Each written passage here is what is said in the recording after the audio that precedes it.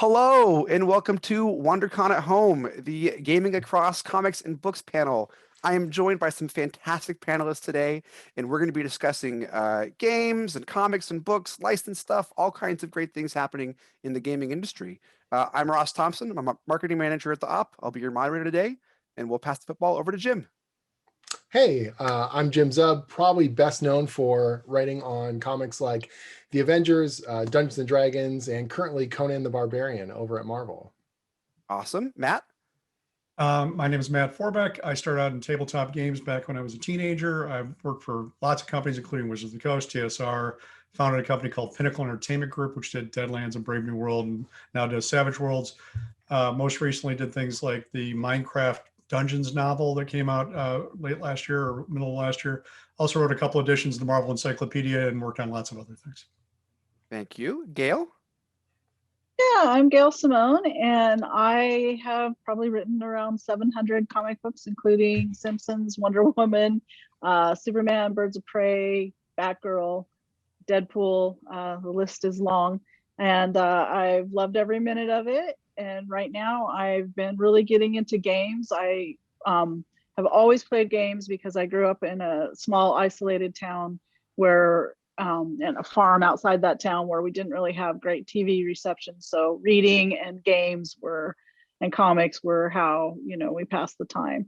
And then in high school, I was invited to a D&D game, and I ended up marrying the guy who ran the campaign.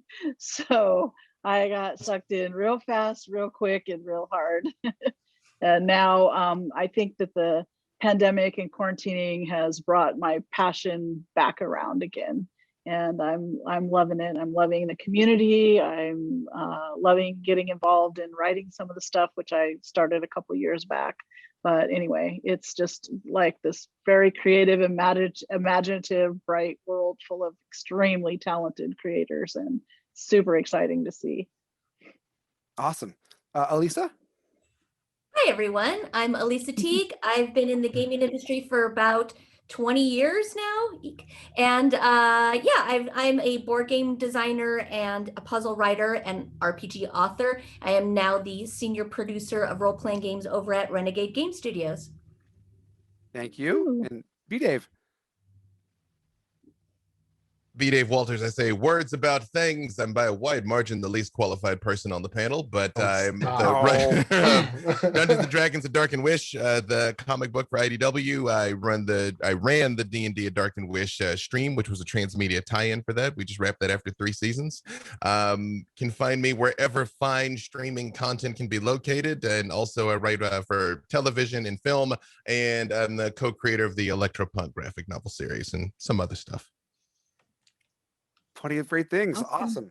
So to kick us off, as Gail brought up, during the pandemic, we've all been playing a lot more games, whether it's been through Zoom and through Roll20 or however you're playing games at home. People have been hobbying more and doing a lot more stuff to engage in gaming. Along with that, we've been seeing a growth in gaming sales, from crowdfunding to online to billion-dollar reports from Hasbro with D&D and Magic and Games Workshop, all these things. People are really enjoying playing games, collecting, and doing all this great stuff. But along with that, we've been playing and enjoying. So kind of my open question is, where have you all been seeing games get played? Where are you playing games right now? How are people enjoying that medium of games? Open question.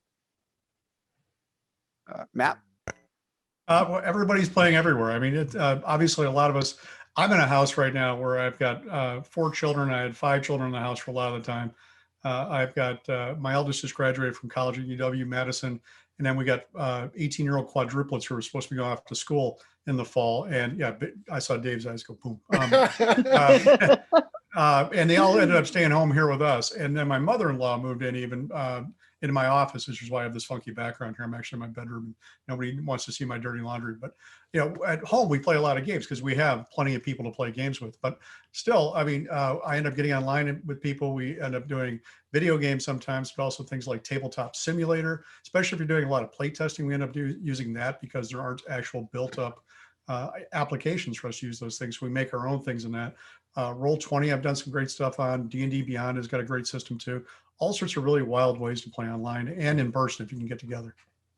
Yeah, I think it really has been a boon for so many of us in terms of escapism and contact with people that we're not seeing on a regular basis. I don't know about you guys, but for me, the conventions were such a valuable thing for me every year. That feeling of that kind of convention family, going out on the road and hitting up the shows and seeing, meeting new people and interacting with readers, but honestly seeing your peers and spending time with them. And whether that was playing games or just hanging out, at the post-con kind of restaurants and bars and what may have you, and having a reason to pull us together, as the game, as the central focus, allows us to socialize without just, I think, falling into a hole of complaining or being frustrated about the current situation, where you can focus on the game and focus on the story you're building, or just, the ridiculous competitive or co-op aspects of it. Yeah, I was running games via Patreon for about 18 months there, and I was running about 30 to 35 sessions a month, all via Skype and Zoom, and it was just I do not recommend it, but it was a fun time. And it was a great time to be able to connect with people. Like me personally, I'm extroverted and words are my love language. So just being able to talk to people has helped keep me sane during this. I will also say professionally, as a content creator, being able to do these games remotely, I've been able to assemble casts and work with people that, never would have happened otherwise. I mean, Jim and I were lucky to do a live game at D&D Live 2019. I guess that was the last one on your birthday, good sir. That's right. Where, we kind of had this astonishing all-star cast, and it was so weird to get everybody in the same room together. But now we all get together on Zoom all the time, which has been good. And I think that is actually something that is going to carry on even once society restarts, even when we can be around the table again. I think at least in the streaming content arena, you're still going to see a lot of heads and boxes games because of the people that people have gotten used to it and the talent that you can assemble. And the flexibility of it. Absolutely. Elisa? Or Gail? Sorry. Yeah, for me, I'm not going to lie. I'm in a really great place if you're going to have to quarantine. We live on a lake, so when the weather's nice, we can kayak and fish if we want to. We have a nice view. We're isolated. We don't have to worry about, being around a lot of people and getting infected and all that. But like Jim, I'm super used to traveling, and that's where I get a lot of my creative stimulation and ideas and everything. And all of a sudden you're just in one surrounding all the time, and you're binging on Netflix or whatever. And that's just not me. I do have social anxiety, and so does my son, but I still enjoy being around people, and just being isolated was starting to feel really kind of closing in on me, and so I started thinking about other things to do besides, watching TV and that type, especially as winter started coming along. So I went online and I asked if people had some good recommendations for tabletop games for us to try and play, because I used to play them all the time and role-playing games and stuff, and then I kind of got out of it for a while. We lived in the boonies. There wasn't as many people to play with. Zoom wasn't a thing, and so people just flooded me with recommendations and boxes and boxes and boxes of games to try.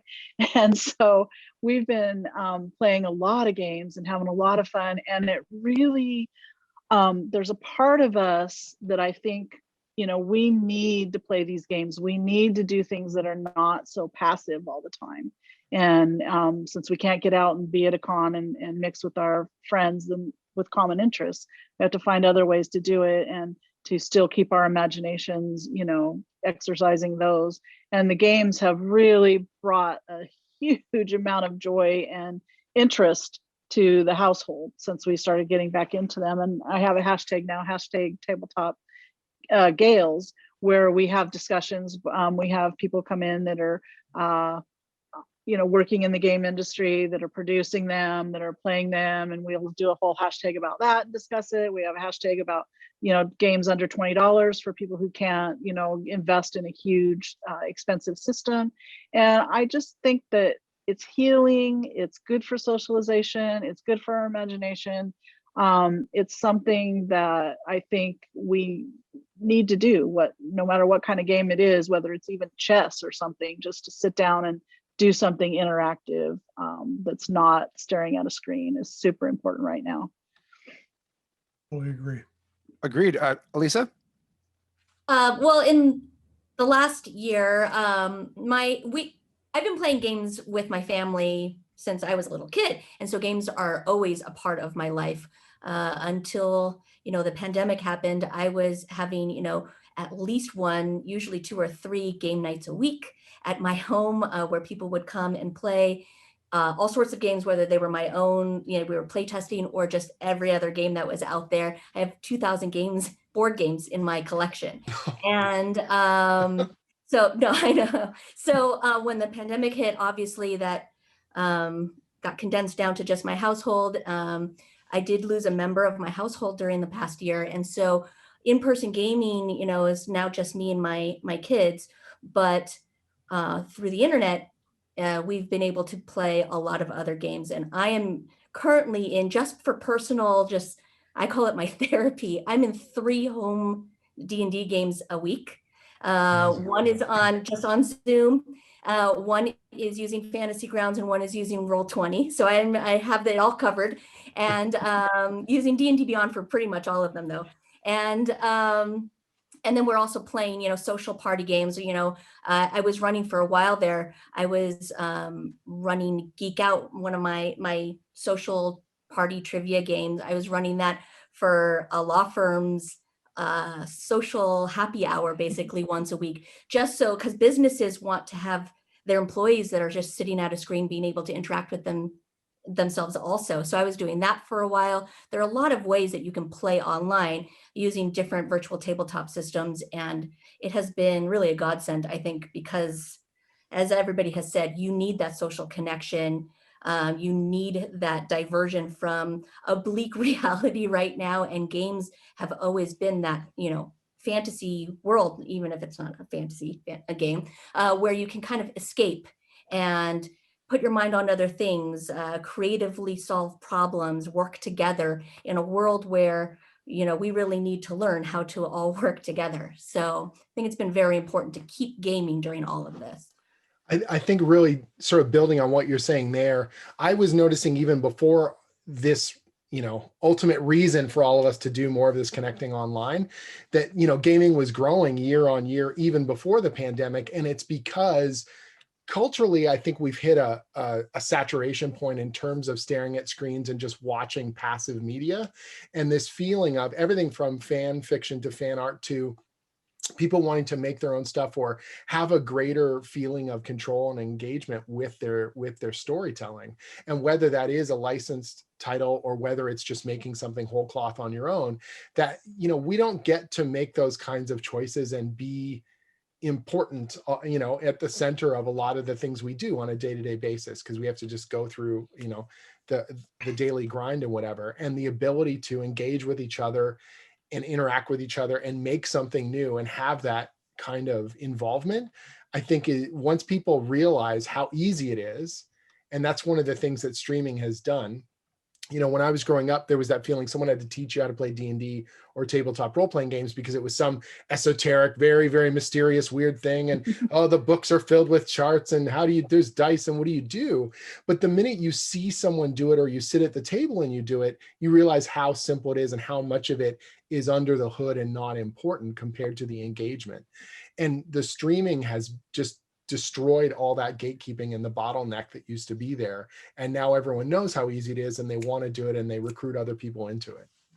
I also think just even on a greater level, there's been sort of a groundswell in recent years that I think in large part it was not created by, but you could kind of pin down around the time of Iron Man in 2008 of this idea that it's okay to be a geek, that it's like not something you have to be embarrassed about anymore. It's like, oh, okay, I'm a grown man and, literally cried, over, well, I won't spoil any of them, but you can really get emotionally invested in these things and you can love these things and no one's going to make fun of you for loving these things anymore, which is why now the number one story I hear is either people that played D&D all along or really wanted to, right? But but didn't know how, or like no one would teach them how. And so now you have these things that people were either one always interested in or kind of Like, all right, I can play a board game and just have a good time, and that's okay. Well, and the unabashed you know? love of it, I think, comes through. Yeah, big time. And people say, I'm doing this once a week and I get to hang out with my friends, and we have,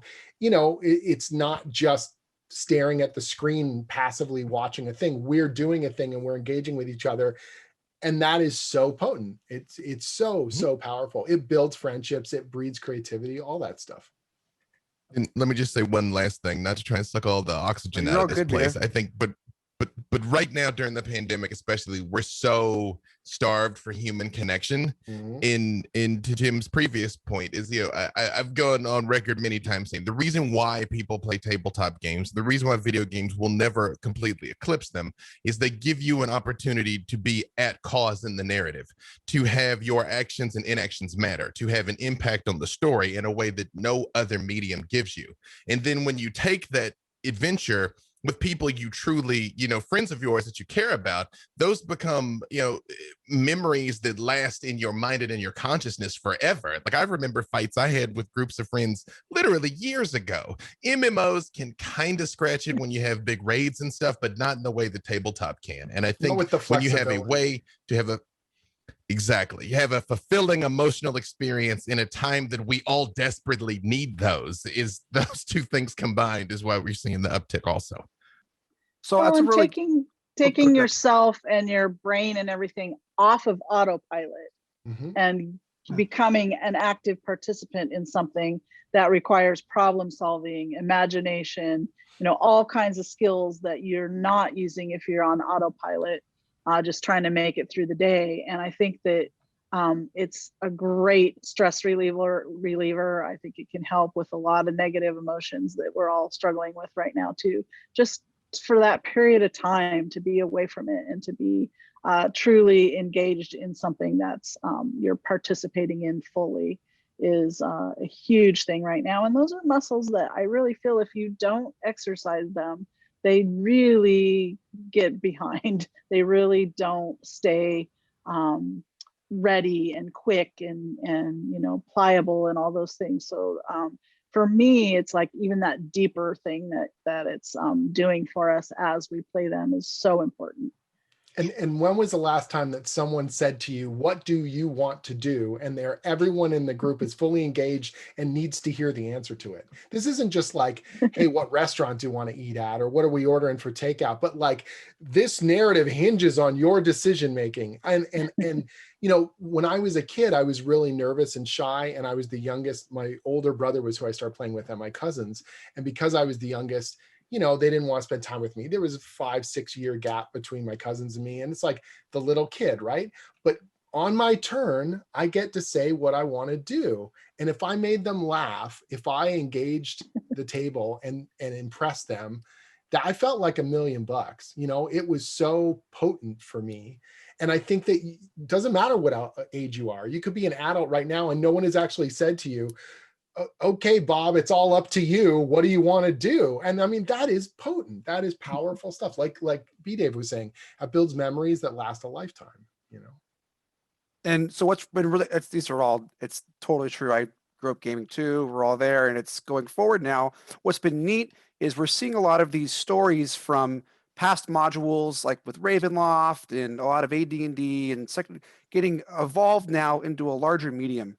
Right, like when B. Dave, you did Dark and Wish, right? And Jim, you write a lot of D&D, and that's kind of getting into comics now. And so, how are you seeing that kind of evolve? Like, are you taking on new stories? You're writing new stuff, and as that grows, and people are enjoying D&D now on a medium where there's going to be a movie made, right? And that's getting presented in pretend that other set of movies never happened, right? Right. The first Dungeons and Dragons movie, right? Yeah, the first time ever a D&D movie. I didn't say I love that movie. Okay, it's a good bad movie, right? No one loves that movie. Come on, he's a dragon. Good time. Jeremy Irons can save that movie. That's right. I think it's a combination of things, because I live on both sides of this, both as a fan and someone that's in the industry in pitching animation in movies and things of that nature. And a lot of it is purely I don't mean this to sound this cruel. The word that keeps coming to mind is predatory, but that's a little heavier than I mean it to. But it's just business. You know, it's like, can we monetize this property in another way on the corporate side? And then on the fan side, this is a world in a place that I love and I want to experience in multiple ways. And each medium gives you a different way to access that. For me, A Darkened Wish was my love letter to the Forgotten Realms. And I essentially wanted to write a tragedy set in Dungeons and Dragons in a way. I mean, there's still, I won't spoil the ending. You should read it though. But you know, because I wanted to tell a real compelling, exciting story that was still set in this fantasy genre that could still somewhat be divorced from some of the tropes and some of the things that I was trying to get across. But I think the fans just love these things. They're like, I love Forgotten Realms. Give it to me. Give me a good novel. Give me a good cartoon. Give me a good movie. Give me a good comic. Just let me go get lost in that place. And you know, we're in a position where we get to both do and experience that. Yeah, I think it's amazing how this is all kind of wound together over the years too. You end up with the McElroy brothers doing basically a D&D podcast, right? Playing through the game with each other and their father. And then that becomes this huge podcast. They're doing tours for all their other stuff. But then they do the graphic novel for that. And that became one of the top selling graphic novels of the last decade. Yeah. Right. And it's just incredible that, because people want to be able to experience that story in a different way. Right. And then it comes back. Keith Baker ends up doing a tabletop game with them, too, which is actually a fantastic little storytelling game. I played with my kids over the holidays. And it's wonderful how this all, winds back in on itself. It's like this cultural fun stew, right? And we're enjoying little bits of it, whatever comes our way. I'm just thrilled to see it all cross over like that as often as it does. I don't see the extension of these stories, brands, or anything as predatory. I see it as more content for the fans and more story, whether it is a comic book that's getting a movie treatment or a movie IP that's getting a game treatment. I mean, yes, it is what I do for a living, so maybe I'm a little bit biased, but I also was a consumer of all of these things for such a long time. So like right now I am working on, well, more, but four announced role-playing games based on major IPs. And all we're doing is we're allowing these stories to now be brought to your table out there where you can be a part of this world and make your own stories within that world and be a part of it, right? So whether, you are going to be a Power Ranger and you are going to be able to create your own Ranger team and go out there and like go and make new stories for, an IP that has been beloved for, 30 years, like to me, that's not really predatory. It's like, hey, fans, let's give you this massive open sandbox to play with. Go play.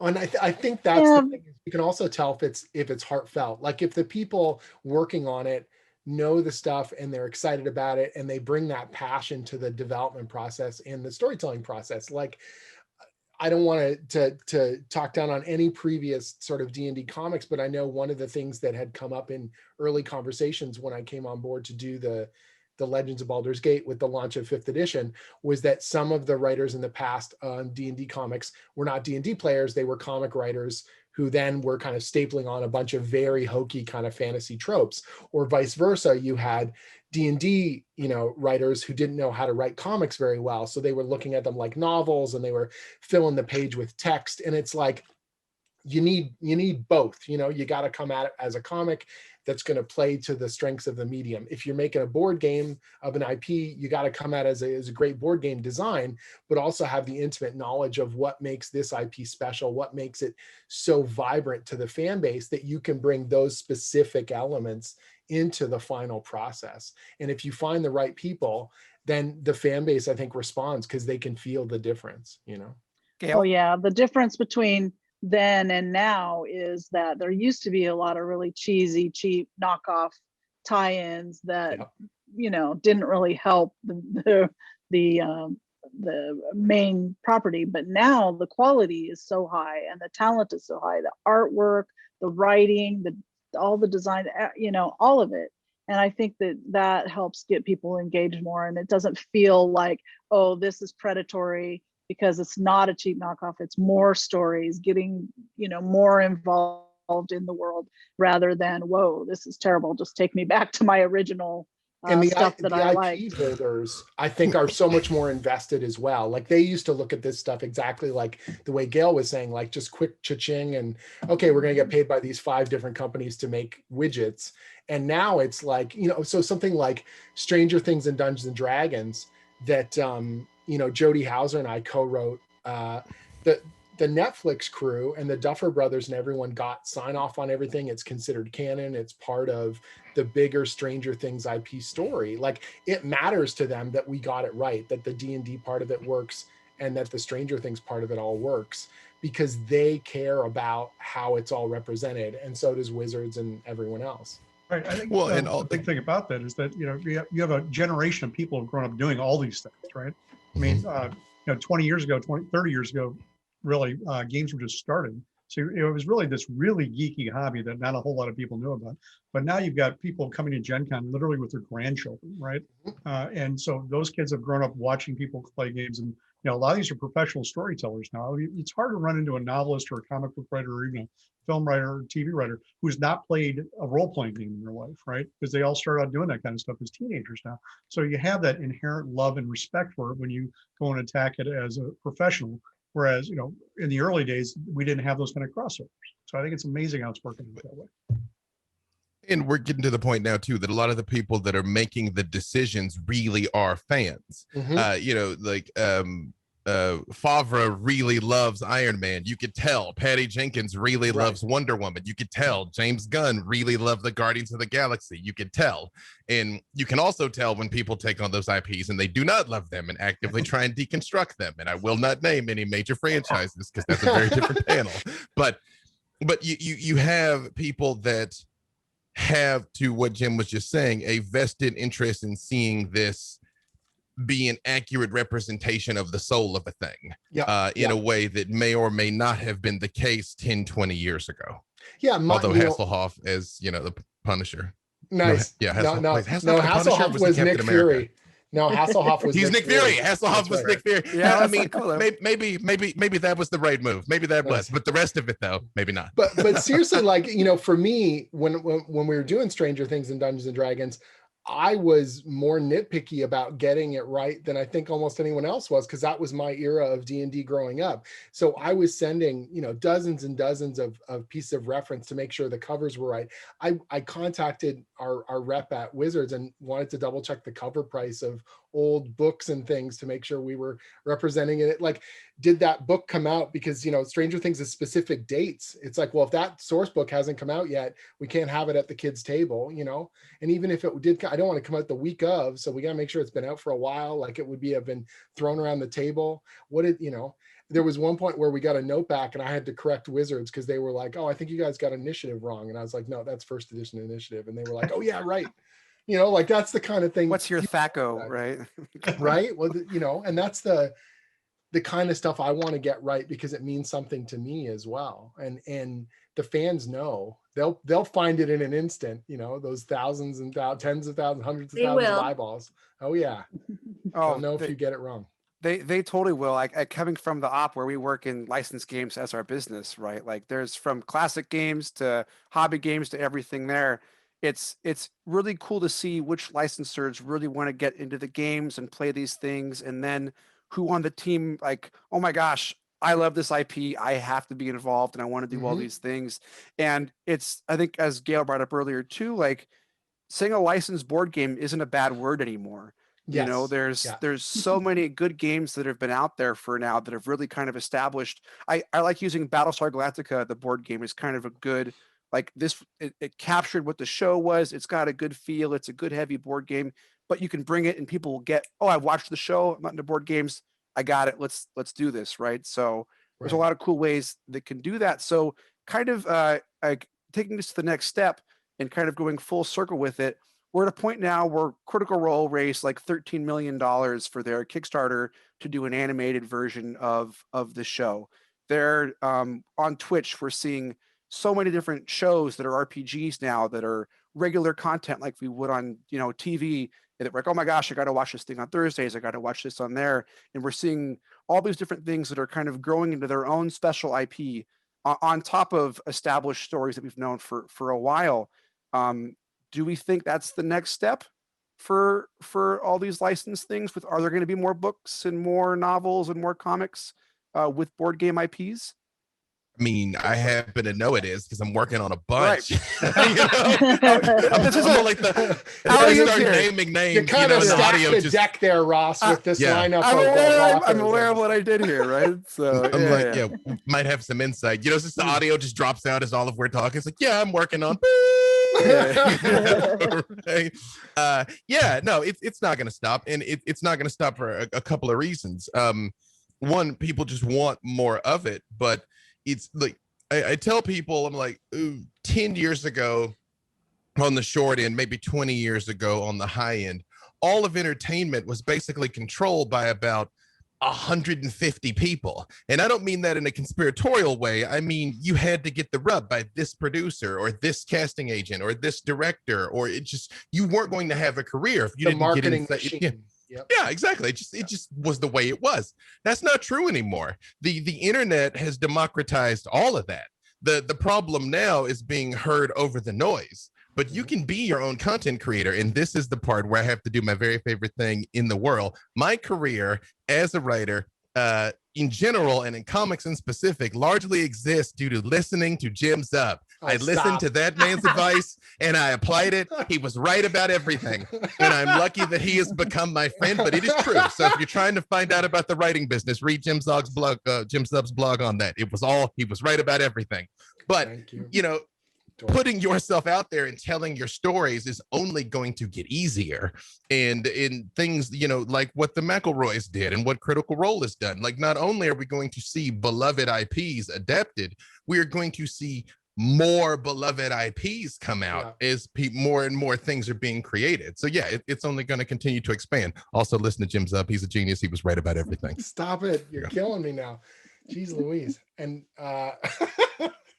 I love that now we can take these worlds and these various different things and take them straight to the fans practically, rather than have a million people in the middle. And I think there's a certain energy there that we see and pick up on that we don't really have necessarily when it's a huge corporate planned thing that takes so long to produce and so many steps. I really enjoy that just kind of raw energy feel that we're getting from the stuff that can go straight directly to the people who want to consume it. I totally think that vibrancy, you're seeing so much more of it in terms of a fan base that wants to directly engage with us. They want to directly engage with the companies, that these companies are more playful with it. You look at, Wizards Twitter account and it's like a fun, constant conversation and a bustling engagement. When the internet started, I remember distinctly the arguments, not to specifically focus on this one, but it's one that stood out to me, that the original X-Files fan sites were being shut down because they were using the logo for the X-Files. You're like, this is a fan site that is advertising your television show and building your audience. And they were getting in fights with Fox because Fox is like, well, we own this thing, so you can't post about it without our say so. And you think about where we are now, where companies are they want fan art, they want cosplay, they want people to see that passion on display, and they're willing to encourage it and try and replicate it. That is the most powerful thing, that people would put their time and effort freely into it, is what every company wants. It's smart ones, at least. Yeah. And to see that changeover has been so phenomenal, and so incredible.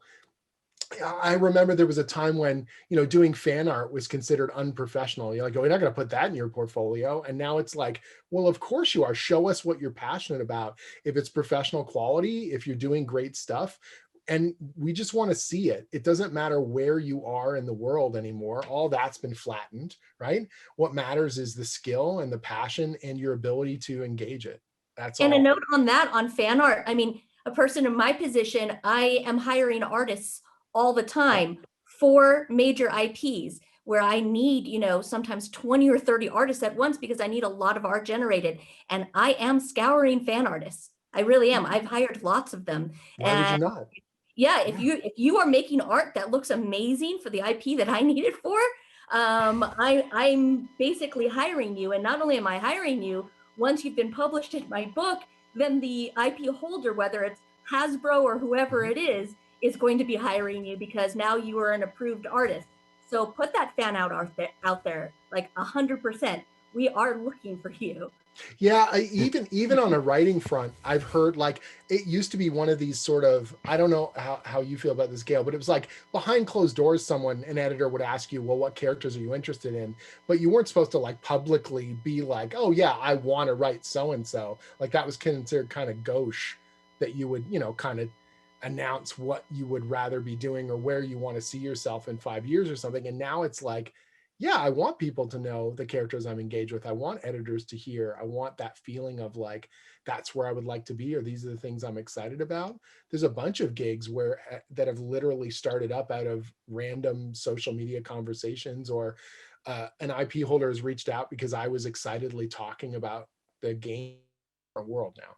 Some of my best, coolest jobs have been because I've straight out said, I want to work on this thing. Yep. My work for Dungeons and Dragons started because after, I guess at that point in time, 25 years of playing D&D, I finally was like, hey, I love D&D and I, want to write for it. And it was only through me really being very vocal with a bunch of my friends that I got the opportunity. And knowing that I do puzzle design work, I was like, I want to do puzzles for Dungeons and Dragons. I want to do this. I was just published in Tasha's Cauldron of Everything just a few months ago. I wrote the entire puzzle section. You have to put it out there. You have to say what you love because people want to hire others that are passionate about the thing and have the knowledge of the thing that, they want written. Of course, if you're a super fan and you know everything about it, and you have the talent, you have to have the chops to back it up. We have to have other published, work, but yeah. Sure. But if you are knowledgeable and you are the lore genius of something, people want you, you have valuable assets to bring to the table.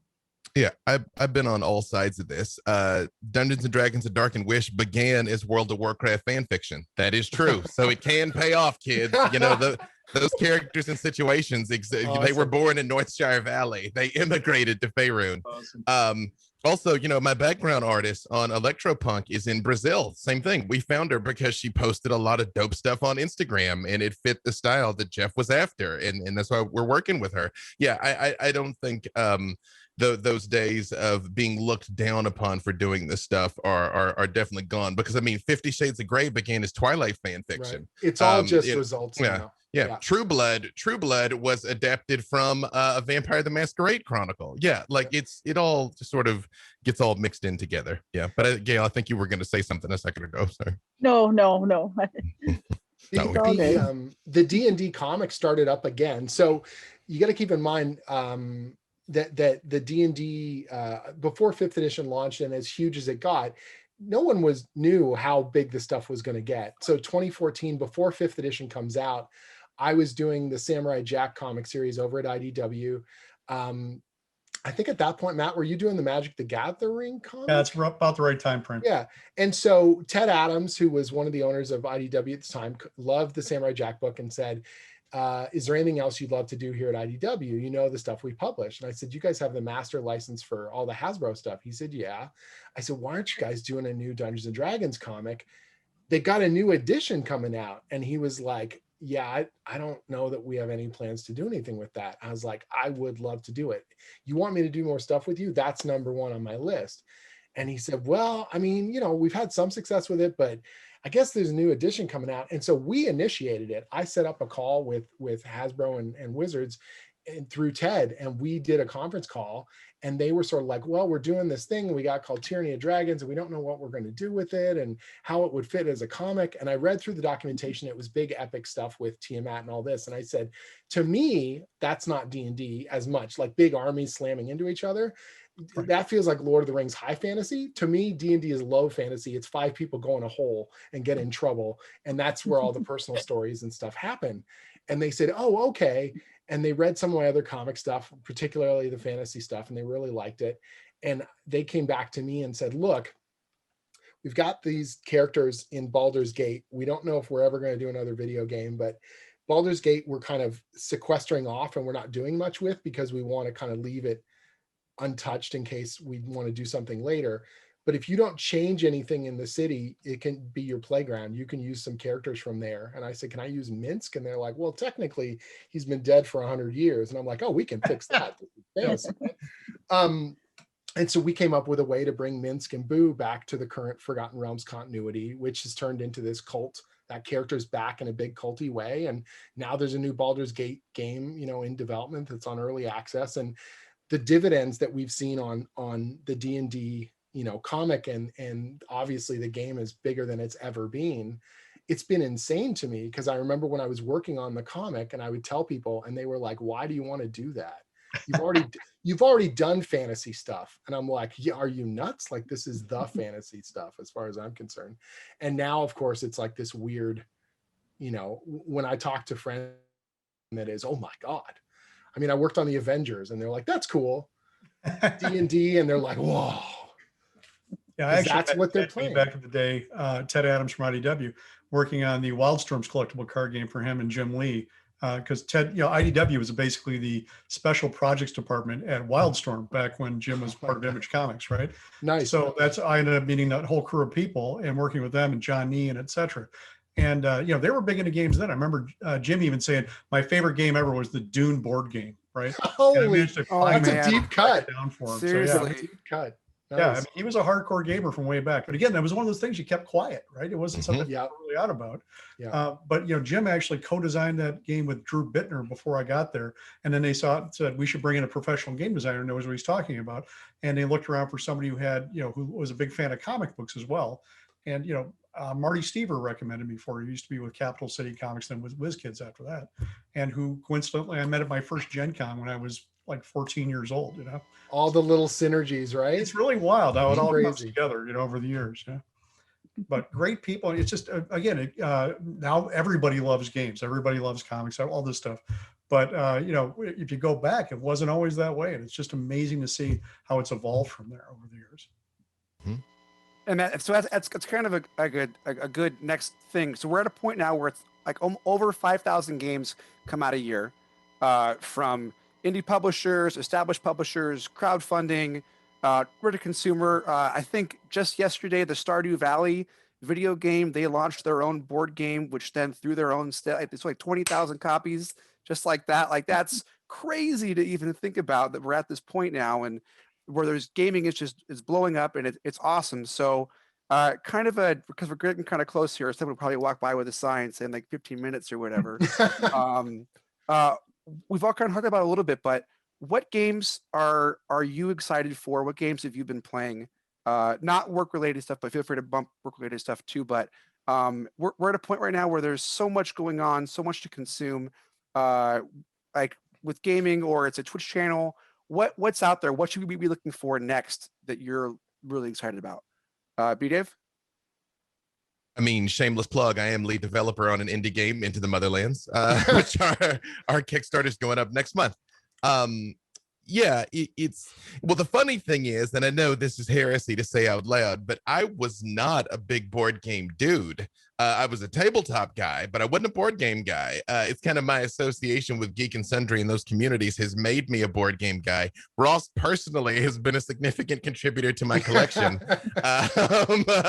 which I appreciate. Thank you very much. I find the things I'm most excited about is like the Gloomhaven expansion. I forget the name of the it just funded, but it hasn't come out yet. Frosthaven, the big one there for that. Yes. Things like that. The expansions are the things that I already enjoy. Huge fan of Arcadia Quest, by the way. Love that whole franchise. Root is doing an expansion also. I think the Root expansion is probably the number one thing. I really like that game a lot.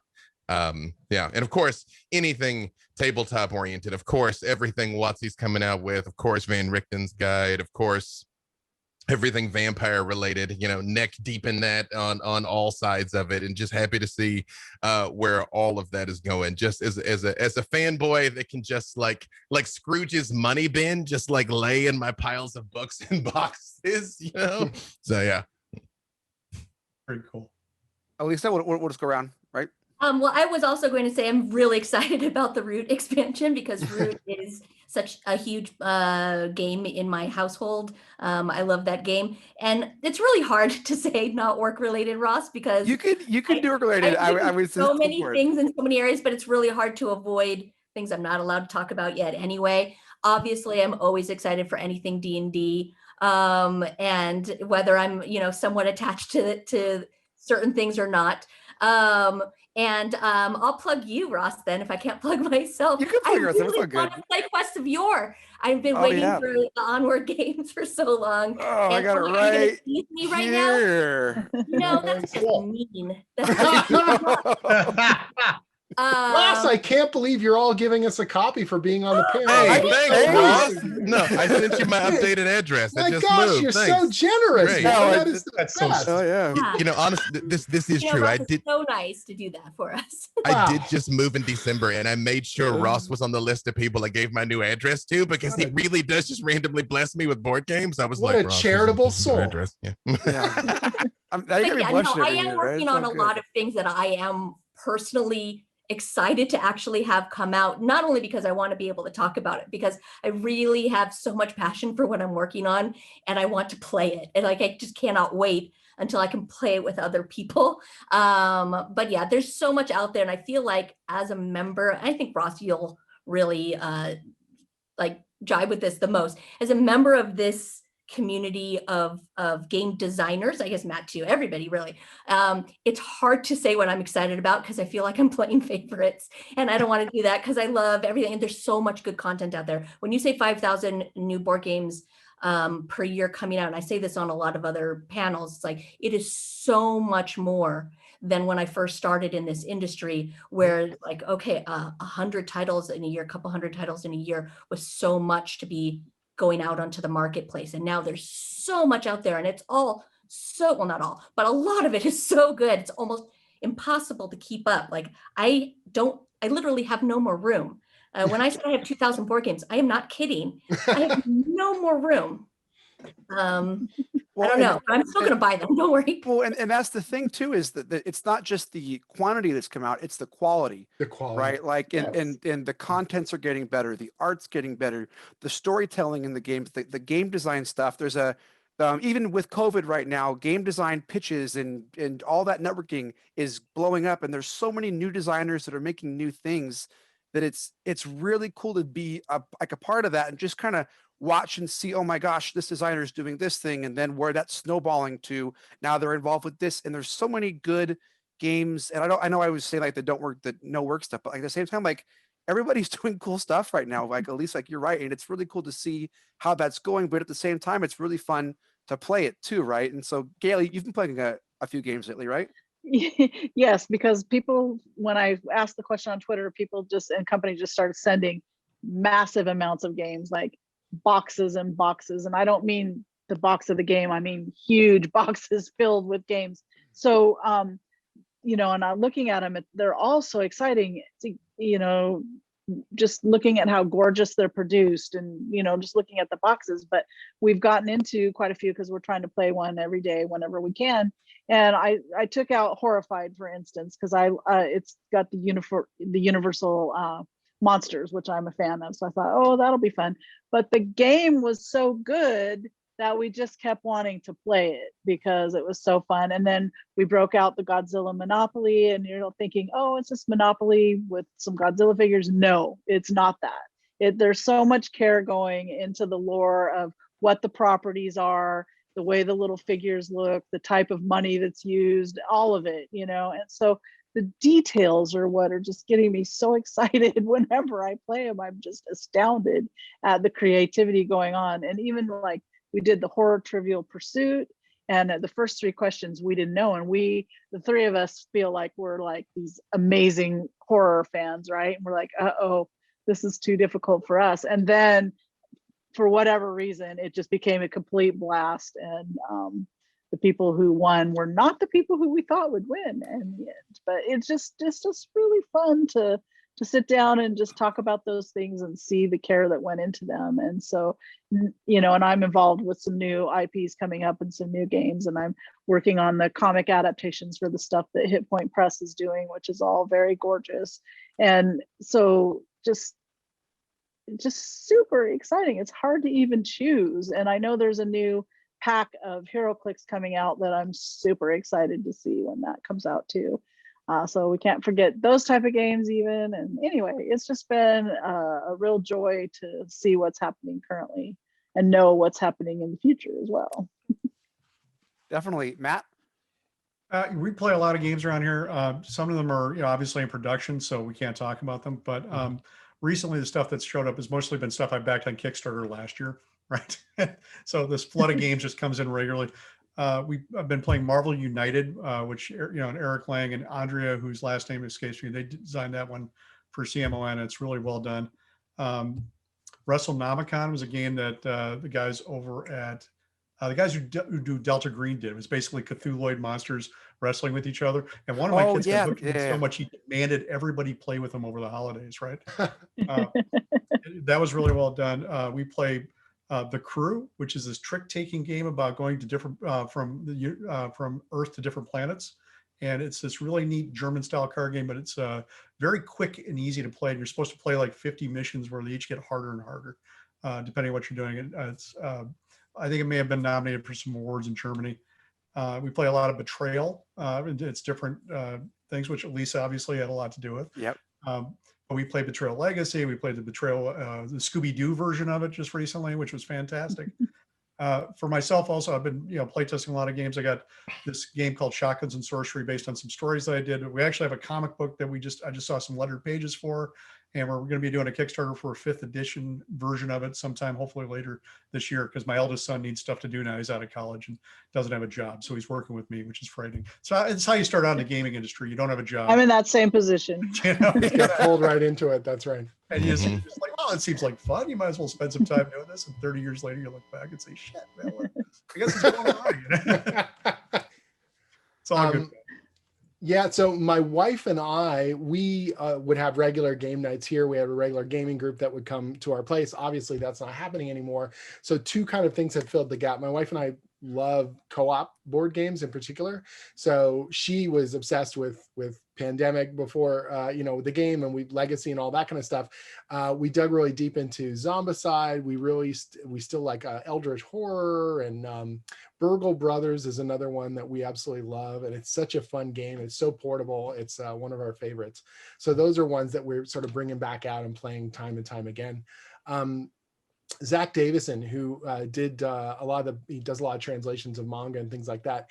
He roped me into a regular gaming group on Wednesday nights. It's me and Jody Hauser and Jackson Lansing and a bunch of other people who do comic stuff. And it was supposed to be like a one-off. So we were going to play a Call of Cthulhu game that Zach was going to run, and we were going to run for like 3 or 4 weeks, and that was going to be it.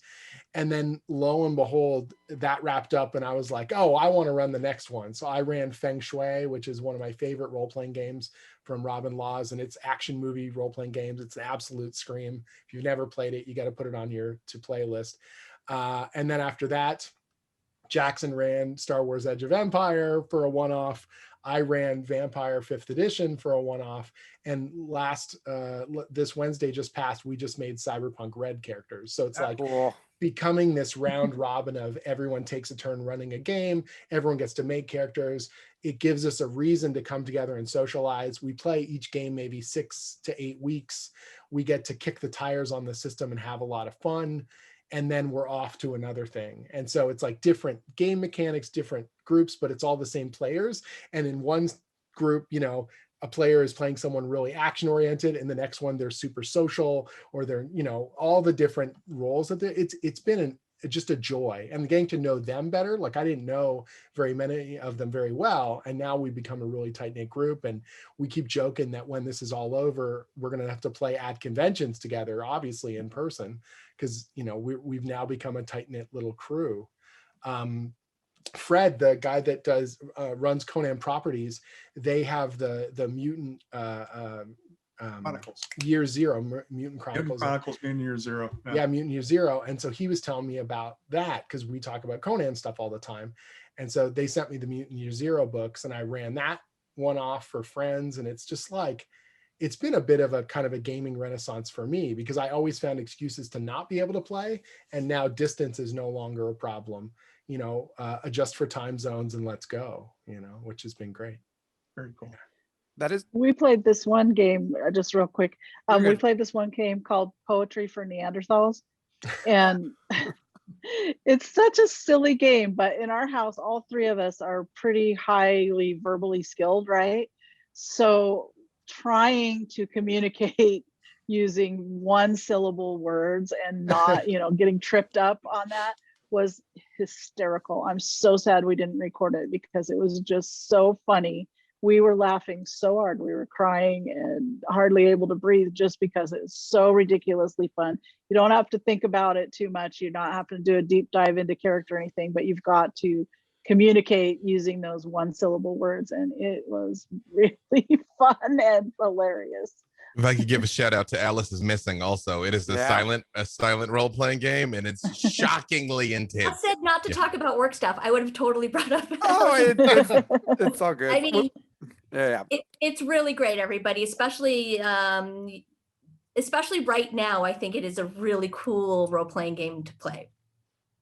I don't want to give anything away. I feel like there are too many like spoilerific things for Alice. I mean, that's kind Really of the thing, right? Yeah. So the person would have come by and said 5 minutes, 5 minutes. So what we'll do now is we'll go around, share where people can find you, where are you on social media, website, any upcoming projects. Keep in mind that this will be airing later in March. So Jim, you want to kick us off? Sure. You can find my work monthly in Conan the Barbarian. And as soon as I say that, I get a big smile, because one of my favorite characters of all time. And I'm the writer of Conan the Barbarian. It's crazy. I don't think it would surprise anyone that I've got another Dungeons and Dragons miniseries, although it hasn't been announced. We've got more D&D comics on the way. There's also going to be a deluxe edition of all the Rick and Morty D&D comics, a big honking wonderful omnibus that includes a brand new story that you've never read before, drawn again by Troy Little and written by this guy here. It's absolute joy to be able to put together. I have another comic announcement coming in later this year that is very, very game oriented, and I cannot wait for people to see what it is. I would love to. That's all good. No, don't NDA, because we'll so good, we'll get so muted. good. We'll get muted. Lots of fun stuff. Awesome. Matt?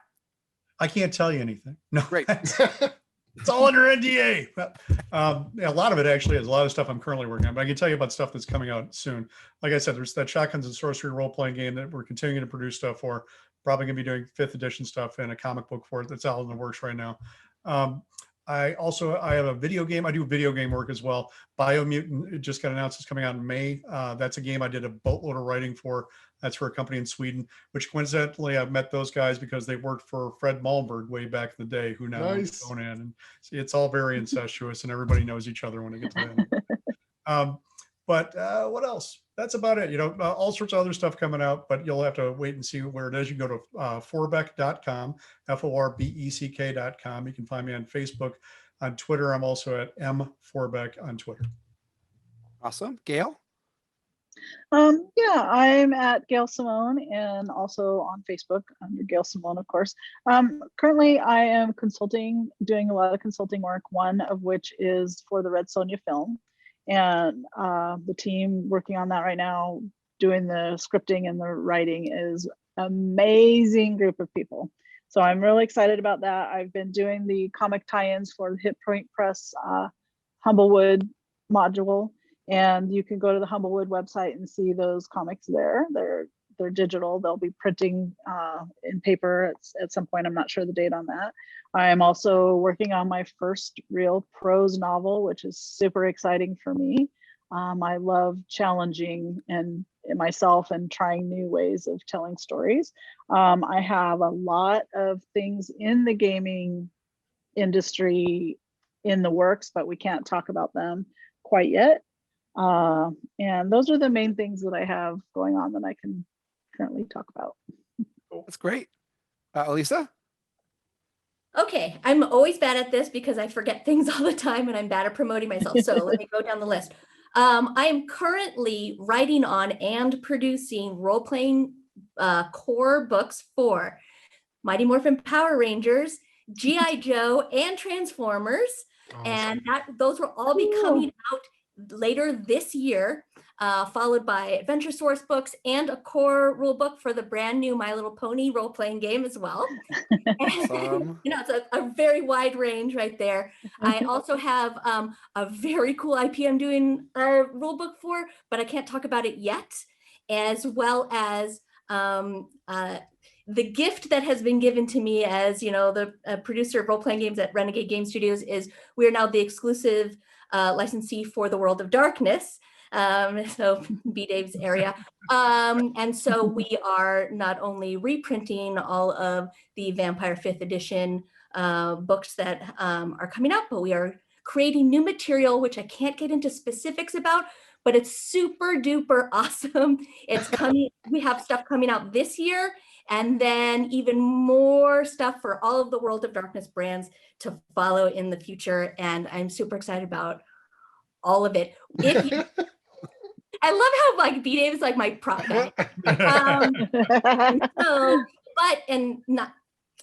I hate to pitch like another convention, but in a couple of months there will be Renegade Con, and I will be able to talk about all of it, hopefully, well, a lot of it. So tune into Renegade Con in a couple months from now, and then you'll hear even more.